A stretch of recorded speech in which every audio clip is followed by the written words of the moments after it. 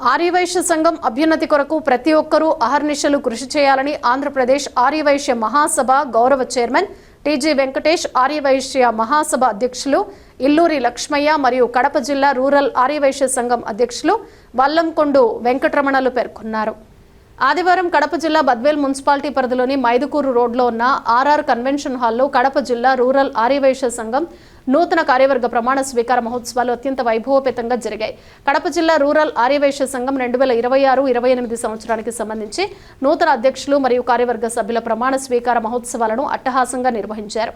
ఇందులో భాగంగా కడప జిల్లా రూరల్ ఆర్యవైశ్య సంఘం అధ్యక్షులుగా వల్లంకొండు వెంకటరమణ, ఆర్యవైశ్య సంఘం అతిరథ మహారథుల సమక్షంలో ప్రమాణ స్వీకారం నిర్వహిస్తున్నారు. అనంతరం కడప జిల్లాలోని మండల ఆర్యవైశ్య సంఘం సభ్యులను అలాగే మహిళా సంఘం సభ్యులుగా ఎన్నుకోబడిన వారు ఒక్కొక్కరుగా ప్రమాణ స్వీకారం గావించారు.